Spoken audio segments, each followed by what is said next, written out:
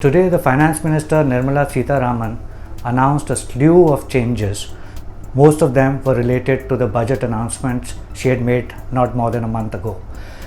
These changes have to be looked into in a perspective. The perspective is that in the last few weeks, there has been a lot of criticism about the government on issues like tax terrorism, on issues like harassment to the rich and wealthy, on issues that the government has neglected the economy, the issues that the government has kind of diluted the investment climate and the business sentiment within the business community. So related to all these things, Sitharaman has covered a lot of grounds. About 20 different proposals were announced in one go, and she's promised to announce more in the next week. Most of these proposals relate to tax terrorism and to improve or reduce rather the tax harassment. So she has removed the super rich tax which she had imposed in the budget on both foreign and domestic investors. This was ostensibly done because most of these investors have withdrawn huge sums of money from the stock markets. The foreign investors have withdrawn, some estimates say, about 23,000 crores in the last 1.5-2 months, and so have the Indian investors.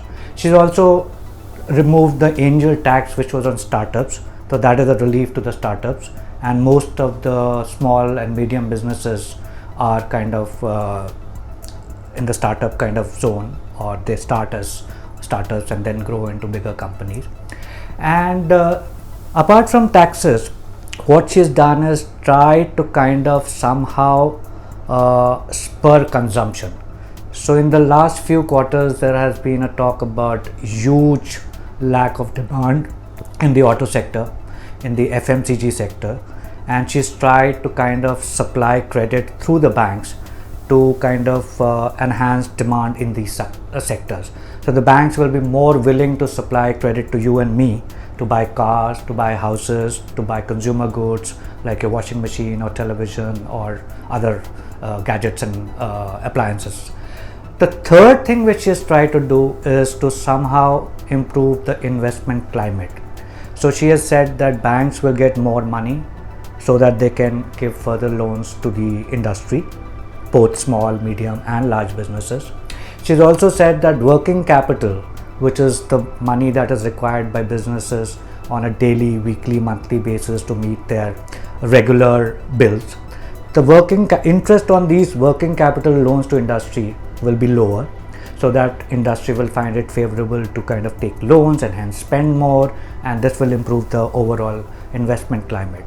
The fourth thing that she's tried to do is to somehow improve the business sentiments within the country. As I said earlier, sentiments were really negative. A lot of leading capitalists had criticized the government on various issues. A lot of leading capitalists had come together to kind of question the government's decision in the recent past, especially in the budget and the post-budget period. And one can think that all these decisions that Sitharaman announced today were related to the pressure that the industry put on them and the pressure that was built by investors, both domestic and foreign, on the government to do something and to take immediate action. So in that respect, I think some of these decisions are really good. They will definitely make things better and comfortable and happier for the investors. But there is more to be done. I don't think economy will rev up just because of a few decisions or a few tinkering or few taking back of the proposals that you announced earlier. I think you need to show to the investing community and the business community that you're really serious about the economy, that you want growth, development, prosperity at any cost whatsoever. Thank you so much.